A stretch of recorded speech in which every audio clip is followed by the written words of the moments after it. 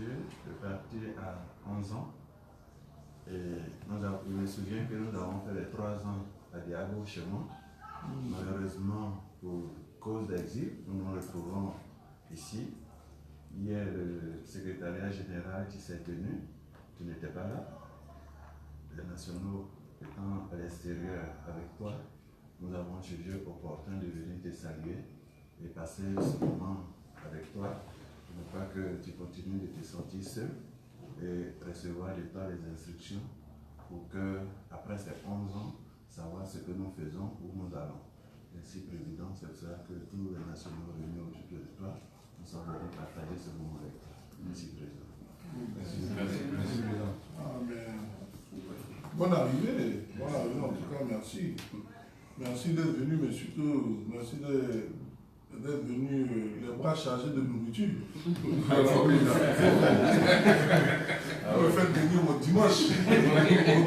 Mon dimanche. En tout cas, c'est gentil. J'ai eu VP Boui hier soir. Il m'a un peu fait le point du secrétaire général qui a eu hier à Abidjan. Et ils ont marqué aussi le coup. Après le secrétaire général et tous les nationaux, ils ont partagé un repas, donc je comprends pourquoi vous m'envoyez à manger. C'est raison. En tout cas, vraiment, donc je disais au VP1 déjà que merci pour les félicitations. Mais en réalité, moi je le dis, quand tu diriges un parti politique à 11 ans, mais sur 11 ans, tu as 7 ans d'exil. Dans 7 ans d'exil, c'est vraiment, tu te rends compte en réalité, la force du parti, ce n'est pas tant toi, c'est la base. Parce que sur 11 ans, j'ai 7 ans d'exil. Voilà, c'est ce que je voudrais, en tout cas, j'ai remarqué, je disais ça à Pepe Boui.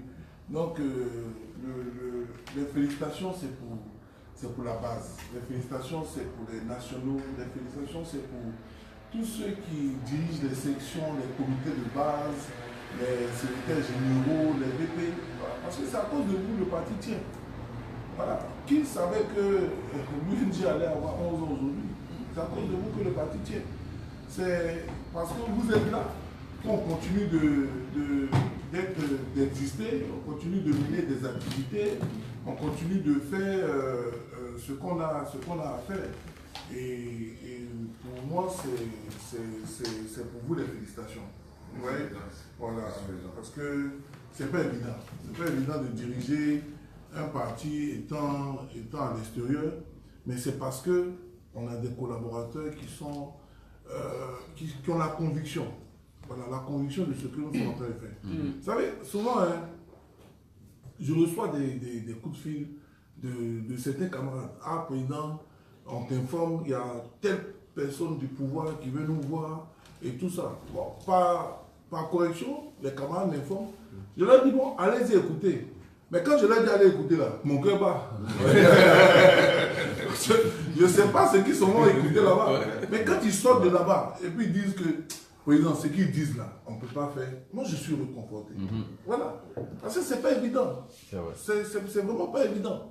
Mais je sais, tous les jours, on essaie d'appeler telle personne, on essaie de faire ceci, on essaie de faire cela. Mais ça tient. Moi, je me rappelle, j'ai eu un des secrétaires dans une section dans les 11 ans, en 2013-2014. Et il disait, il y a des gens qui sont partis le voir. Non, il faut que tu nous rejoignes et tout ça. Il me pose la question de savoir, mais le président dit quoi? Le président dit quoi? Donc, c'est ça. Quand tu as ces genres de témoignages-là, tu ne peux que témoigner de ta gratitude vis-à-vis des militants. Vis-à-vis des militants. On a 11 ans. On a 11 ans. 11 ans. Qui savait qu'aujourd'hui, l'UNG est resté là? Parce que, je le dis, beaucoup ne nous attendaient pas là. C'est ça, beaucoup ne nous attendaient pas là.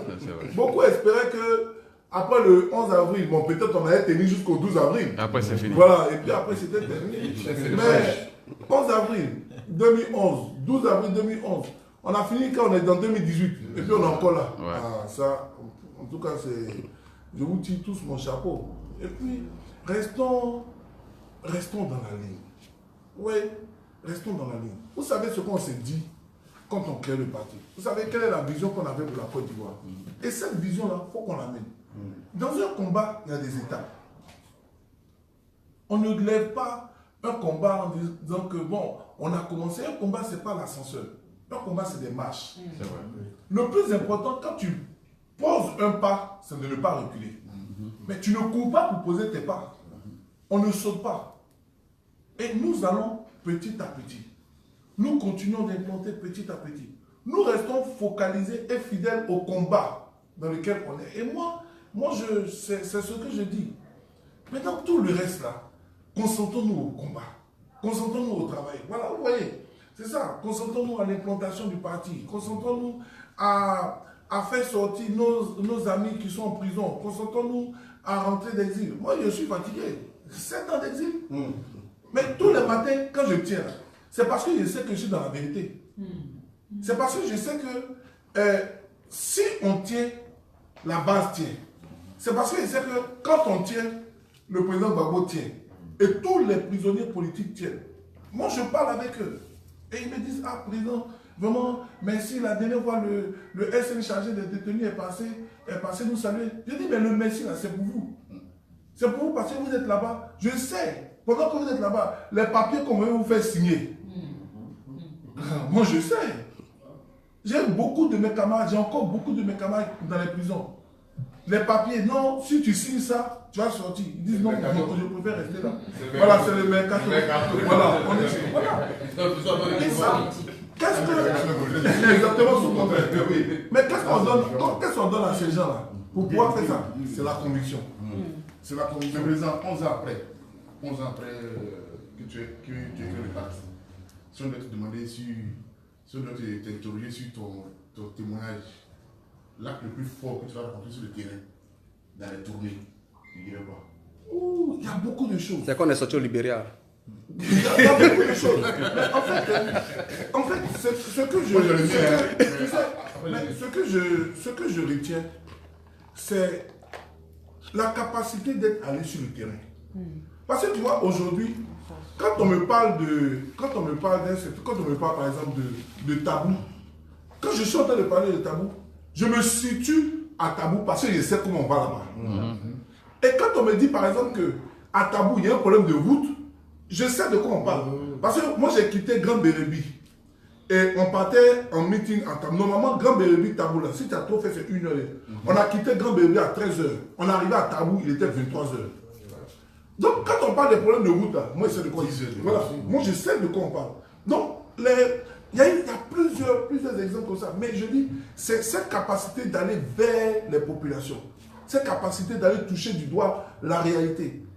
Ça profile la pensée. Et aussi, je le dis, l'exil aussi m'apprend beaucoup de choses. L'exil m'apprend beaucoup de choses.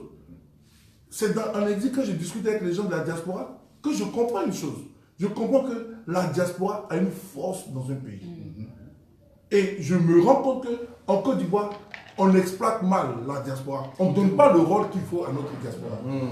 Donc, on a une force nationale, on a une force dans la diaspora. Il est important de pouvoir mettre tout ça ensemble. Synergie. Voilà, pour qu'on puisse donner un résultat, le développement de la Côte d'Ivoire.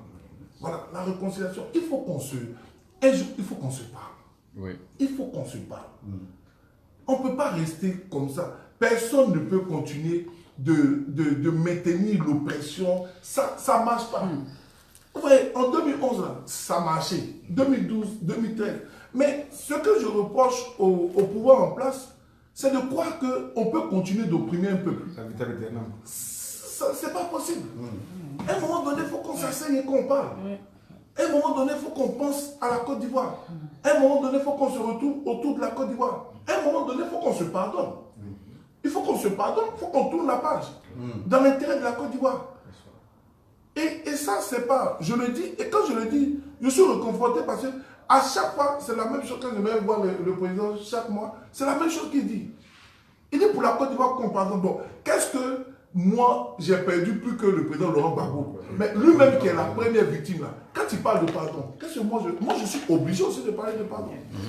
Et il faut que tout le monde parle du pardon. Et le parti doit parler du pardon. Maintenant, celui qui ne veut pas pardonner, celui qui ne veut pas se réconcilier, Mais les Ivoiriens vont le mettre hors jeu. Ça, c'est vrai. Et c'est ce qui est en train de se passer. En fait, ce qui est en train de se passer aujourd'hui, ce n'est pas qu'on dit que quelqu'un a raison ou pas, mais il commence à avoir une démarcation entre ceux qui veulent réellement pardonner, réconcilier la Côte d'Ivoire, et ceux qui ne veulent pas pardonner, réconcilier la Côte d'Ivoire. Il aura une démarcation nette. Ça ira au-delà des partis politiques. Ça ira au-delà des personnalités politiques. Ça sera pour la Côte d'Ivoire. Ceux qui veulent une Côte d'Ivoire réconciliée, une Côte d'Ivoire où on se retrouve pour se parler, où on se dit la vérité, mais après on s'en met dans la main. Et ceux qui n'en veulent pas. Donc, parce que ça les arrange. ne perdons pas espoir. Moi, je ne perds pas espoir pour notre pays. Moi, je ne perds pas espoir pour notre pays. Et puis, moi, je dis, quand je regarde l'enjeu de la Côte d'Ivoire, vraiment, je pense que on doit rester focalisé, quoi. Vraiment, on doit... Moi, je n'ai jamais compris comment on fait la politique où on laisse les choses les plus importantes et puis on se focalise sur ce qui n'est pas important. Bon, vraiment, moi, je ne comprends pas. Bon, on est assis ici, là. Tu parles du parti unifié? Non, même pas ça. Ça, c'est le film. Moi, je parle même de comment on mène les choses et tout ça. On est assis ici. Ejazawa. Si on a mangé du riz, on n'a pas mangé du riz. Bon, c'est le problème de qui? Personne ne sait, président. Bon, imagine-toi qu'on peut faire un débat sur qu'est-ce que tu as mangé, qu'est-ce que tu n'as pas mangé. Est-ce que ça va dans l'intérêt de la Côte? Ça ne fait pas avancer. Voilà, on doit s'intéresser les Ivoiriens. Voilà. Chacun, pour bâtir un combat, c'est chacun pose une pierre. Moi, j'apporte une pierre. VP Etienne Nguessan. S'il pense pouvoir apporter 2 pierres, il met 2 pierres. Le VP Bowie apporte 3 pierres. Le RPI, 4 pierres. Et puis, on bâtit ensemble. Mais moi, j'apporte une pierre. Toi, ton problème, pourquoi j'ai apporté une pierre? Bon, ça, c'est pas la mention. Et puis, il a fait le but d'apporter, il a cassé. Bon, c'est la mention. Donc, moi, je ne pense pas que ce soit important. Dans ce dans lequel on est, on n'a qu'à se focaliser. Qu'est-ce qui est important? Voilà, qu'est-ce qui est important? Voilà, le 1er octobre, il y a ici dans la diaspora, on m'avait informé qu'on doit aller à La Haye, parce qu'il y a le procès, aller à La Haye. Mais il faut qu'on parte à La Haye. Bon, demain, quand il a dit, vous êtes parti à La Haye trop cher pendant longtemps. Allons-y à La Haye à tel montant. Bon, on va dire donc. Encore, il va encore des commentaires. Vraiment, c'est compliqué. Tu souris, on dit pourquoi tu souris. Tu sais le visage, pourquoi tu sais le visage. Tu danses Zouglou, pourquoi tu ne danses pas Zouglou. Bon, vraiment, pour dire tout ça, moi je mets ça sur. Les Ivoiriens sont fatigués. C'est ça. Les Ivoiriens sont fatigués. C'est ce qu'il faut. C'est ça, les Ivoiriens sont fatigués. Et quand tu es fatigué, tu commences à chercher la petite bête. Quand tu es fatigué, tu commences. C'est la lourdeur. La lourdeur. L'envie de réconciliation qui fait qu'on cherche. Donc tout ça, restons focalisés. Restons focalisés pour qu'on puisse travailler. Quand j'ai posé la question de savoir ton témoignage de 11 ans, moi j'ai le mien. Voilà, que je peux faire en 2 minutes. Et curieusement, c'est un témoignage d'une mission où je n'étais pas. Je ne suis pas venu. On a fait des missions. Je suis allé d'après des points encore, mais celle-là, je n'étais pas là. Mais quand on m'a raconté ce fait-là, c'est comme si j'y étais. On m'a dit qu'à l'une de vos missions, dans un village, il y a eu le meeting et puis il fallait que le porte-parole de la population parle. Et il est venu au milieu du meeting des bâches avec une cuvette. Il est venu devant le micro, il a pris la cuvette, il a déposé, il a pris le micro, il a dit, président, voici mon discours. C'est son discours là. C'est l'autre qui est là. Ayam Soko, exactement, à Tchévoako. Je me rappelle. Parce que l'eau résumait en fait leur vie locale. Je me rappelle. Une eau verte qui buvait. Plus que ça. Oui, je me rappelle. C'était une eau. C'était la couleur même, le coca là. C'est mieux que le discours. Mais je me rappelle, c'était à Tchévoako. Mais je te promets, quand il a fini de faire ça, mais j'étais déstabilisé. On était dans la période de. On faisait les tournées pour l'enrôlement. Pour l'enrôlement, donc on devait faire un meeting pour mobiliser. Oui, je pense que c'est 2009. Voilà, 2009. 2009. Pour l'enrôlement, on devait mobiliser les populations. Mais quand quelqu'un te dit ça là, et que tu viens des thèmes politiques, des discours politiques, et c'est ça, et mais c'est cas comme ça. Il y en a plusieurs dans la Côte d'Ivoire. Donc, il faut qu'on sorte du combat du retour de la démocratie en Côte d'Ivoire. En fait, et puis maintenant, on va attaquer le développement de la Côte d'Ivoire. Notre pays compte en Afrique. Ouais. Notre pays compte en Afrique. Moi, j'ai rencontré beaucoup de gens. J'ai fait beaucoup de tournées. J'ai été beaucoup dans plusieurs pays. Mais je me rends compte que notre pays compte. Parce qu'aujourd'hui, on sait que la Côte d'Ivoire tire l'Afrique de l'Ouest. La Côte d'Ivoire tire l'Afrique. Et il y a un potentiel énorme dans notre pays. Mais il faut que on ne peut pas réussir à sortir ce potentiel, à développer notre pays s'il n'y a pas de cohésion sociale. Si on n'arrive pas à se parler entre nous. Donc, pour moi, aujourd'hui, c'est pour ça que je pense que le combat dans lequel on est, c'est vrai. On est dans le combat de la réconciliation. D'abord. On est dans le combat de la réconciliation d'abord. Et quand on a réussi le combat de la réconciliation, deux personnes qui se sont réconciliées peuvent s'asseoir ensemble et puis mener un même projet pour pouvoir construire un pays. Parce que même en tant qu'opposant, tu contribues à la démocratie. Oui, bien sûr. Oui. C'est ça. Plus d'ailleurs. Imaginez-vous que les conditions sont réunies pour des élections équitables, justes. Quand l'opposition participe à ces élections, ça sert à crédibiliser qui? Le pouvoir. Oui. C'est ça. Exactement. Ça sert à crédibiliser. C'est l'opposition qui donne du sens à un pouvoir. Oui, exactement. Donc, normalement, pour un pouvoir qui veut bien travailler, ton rôle, c'est de donner un objectif important et de permettre à ce que ton opposition puisse s'exprimer. Parce que quand ton opposition ne s'exprime pas, on appelle ça la dictature. Non, pour ne pas qu'on t'appelle dictateur, donne de la place à l'opposition. Et c'est ce qu'on est en train de faire. Permettre qu'on puisse participer à ces élections. 2020, on doit participer.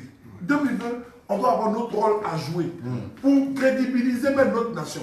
Donc on ne le fait pas pour qui que ce soit. On le fait pour l'intérêt de la Côte d'Ivoire. On le fait pour répondre aux cris de nos populations. Parce que l'homme politique, c'est ça. L'homme politique, tu ne parles pas pour toi. Tu n'es que le porte-parole d'une population. Voilà, tu portes la voix d'une population. Et la Côte d'Ivoire, les Ivoiriens pleurent. Le président, finalement, l'exil a du bon. Ah, ça, vraiment, l'exil n'est pas facile. Ça apprend, hein. Je te dis, ça apprend beaucoup. Ça apprend beaucoup. Par exemple, moi, quand je vois aujourd'hui, je vois une autre manière de... C'est en exil que j'ai vu le rôle de la diaspora. Ouais. C'est en exil que j'ai vu le rôle de la diaspora. Mais surtout, c'est en exil que j'ai vu que, en fait, on peut se tromper sur ton cas sans te connaître. C'est en exil que j'ai vu ça. Parce que je me suis rendu compte que, quand j'entends les gens que j'ai rencontrés, dans toutes mes rencontres en exil, mais quand ils te parlent de ce qui s'est passé en Côte d'Ivoire, ils me posent la question si c'est la même crise qu'on a vécue. Le même pays. C'est le même, est-ce que c'est du même pays? Donc, la désinformation. Non, je ne veux plus. C'est pour ça que moi, je ne veux plus être victime de ça. Quand je veux avoir une information, je veux l'information. Si je ne connais pas le VP Etienne, je ne parle pas du VP Etienne. Je cherche à l'approcher pour savoir qui il est. Et puis, je parle avec lui. Et quand j'ai quelque chose à lui dire, je lui dis. Mais je ne me cache pas derrière des... Voilà. On sort des jugements possibles. Voilà, c'est ça. Mais tout ça, c'est l'esprit de l'exil. Il y a les réseaux sociaux aussi qui favorisent ce fait-là. Les gens prennent leur écran pour dire ce qu'ils veulent. Non, mais les réseaux sociaux, ça, c'est pas... Ça, c'est pas grave. Tout ça, là, mettez ça sur le compte de... Les Ivoiriens veulent se réconcilier. Voilà, mettez ça sur le compte du fait qu'on est fatigué. Non, on est fatigué. Voilà, mettez ça sur ce compte et puis allons à l'essentiel. Hein? Allons-y à l'essentiel. Voilà, donc, moi, en tout cas, merci. Hein, il y a Fernand, il y a S1 Kofi Fernand qui dit tes saluts. D'accord, salut à Fernand. Comment ça va? Ça va Il dit salut le Waraba VP Etienne. Mais est-ce que vous savez que quand on va rentrer là, il y aura deux groupes de... Il y aura les exilés, les nationaux exilés et les nationaux exilés. Mais non, il y aura les nationaux exilés, on a des nationaux en prison et les nationaux sur le terrain. Donc chacun va partager son expérience. Mais vraiment, excuse-moi, comme tu es en France, voilà, et puis cette occasion est exceptionnelle. Excusez-moi, je vais m'improviser journaliste. C'est ce qu'on voit. C'est ce qu'on voit. Ça ne t'excuse pas, on va faire quoi? Et on est ici sur la table. L'un des des précurseurs de l'UNG en France. J'aimerais ta mission, si tu peux donner témoignage. Hein, Zawa. Ils sont deux ici, hein. Il y a Zawa, Francis Zawa, ex-délégué général de France, de l'UNG, et son ex-SG, Éric Zebo. Donc, Zawa, comment tu as pu installer le drapeau de l'UNG en France? Bon, merci de m'avoir posé la question, mais je pense que avec le président, je pense que le président a tout dit. Et que l'action que nous avons menée ici s'inscrit dans tout ce que le président a fait. Donc, je pense que voilà, ça nous a inspiré en fait. Voilà, ça nous a inspiré. Donc, je pense que quand on est avec le président, tout ce qu'il a dit, ce qu'on fait, ce que nous on a fait, va dans le sens de ce que le président a dit. Donc, tout ce qu'il a dit, ça rend plus facile. Ça rend plus facile dans le travail. Voilà. Tu es pionnier de l'UNG en France. Oui, mais je n'apprends pas. C'est le mot qu'il aime. Je n'avais pas un honneur, mais. Donc à l'UNG, tu es dinosaure. Non, Dans la diaspora, vous me disiez devant mon Après président. 11 ans. Devant mon président, je pense que le président a tout dit et que moi, mon témoignage viendra plus tard. L'essentiel a été dit. Il y a voilà, beaucoup de choses à dire. Toi, qui es un patron en France, parce que tu es chef d'entreprise. Voilà. Qui t'a donné ton titre de journaliste? Selon mes informations, hein, selon ce que je sais, ton adhésion à l'UNG est relativement récente. Qu'est-ce qui a déclenché ce choix d'adhérer à l'UNG plutôt qu'à d'autres partis politiques? Merci FGA, ça c'est une très belle question. C'est une belle question. Alors qu'on est en rencontre avec le président, il disait le SP Niabré, pendant 5 ans je l'ai dragué pour qu'il vienne. Donc comme il y a le beau mot pour me draguer, je veux dire. Effectivement, j'ai assisté à une mise en place de la jeunesse du parti, je crois, à Saint-Denis, à Salle Wilson. C'était ma première rencontre avec le président. C'est pour que je le voyais en fait. J'assistais à cette cérémonie en 2009. En 2009. On battait encore le pavé sur Paris, tout ça. Et puis, on avait forcément des jugements à fortiori. Au départ, on ne voyait pas l'homme politique. Il faut qu'on joue franc jeu. La Côte d'Ivoire voyait le genre du président. Donc, le jugement n'était pas forcément le bon. Je suis allé, j'ai écouté la personne. Puis j'ai écouté la présentation de son discours. Et puis, lorsqu'il y a eu les 10 ans du parti, ici à Paris, là. Ici à Paris.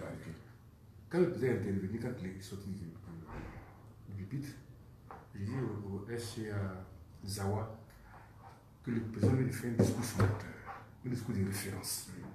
Parce que le discours était dense, il était plein. Après, c'est la qualité des propos qui sont là-dedans et je n'ai jamais perçu dans son discours les jugements les plus mauvais qu'on a pu avoir de lui dans le passé, l'homme qui est en hauteur, qui est en senti de la qualité dans le temps. Et puis, c'est l'union des nouvelles générations. La Côte d'Ivoire avait besoin de se remettre. Encore besoin même de se remettre. Toujours, de se remettre. Et je me suis dit, je dois aller dans un parti où la lecture, la liste du président va dans le sens de ce que la Côte d'Ivoire tout entière s'est trouvée.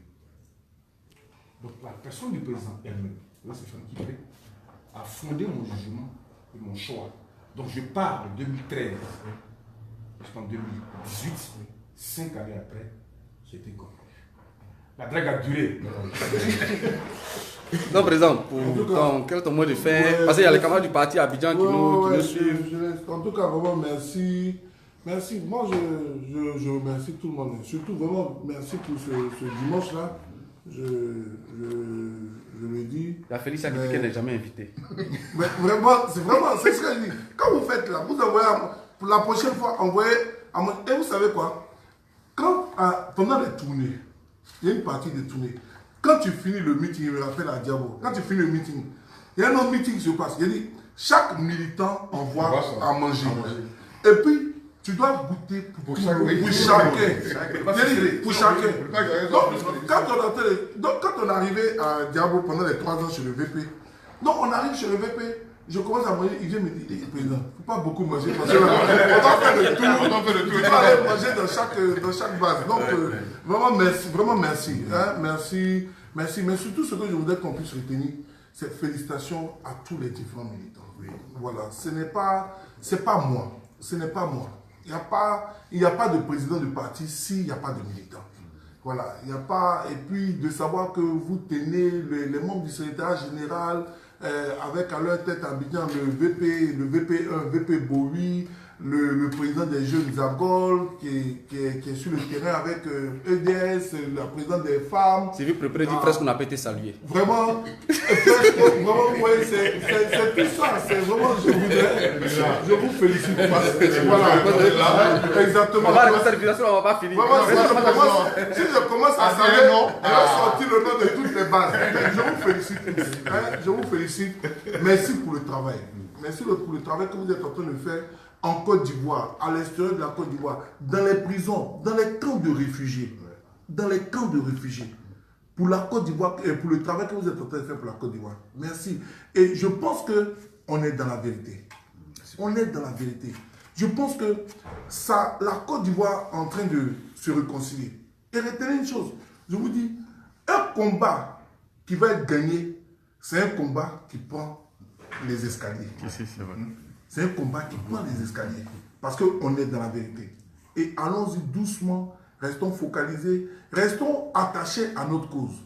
Restons attachés aux leaders qu'on a choisis, à travers même notre grande famille, EDS. Et je profite pour dire merci aux gens du Front Populaire Ivoirien, merci à l'AIRD, merci à la FIDOP, merci à toute la grande famille EDS. À toute la grande famille EDS. Parce qu'aujourd'hui, on a su se retrouver. On a su ouvrir les bras, continuons d'ouvrir les bras. Continuons d'ouvrir les bras pour que, à la fin de tout ça, on puisse rassembler. Voilà un peu. Donc, je voudrais en tout cas vous dire merci. Et puis, pour ne pas que la nourriture refroidisse, voilà, bon appétit à tous. Et puis que Dieu bénisse la Côte d'Ivoire, que Dieu bénisse l'Union des Génération.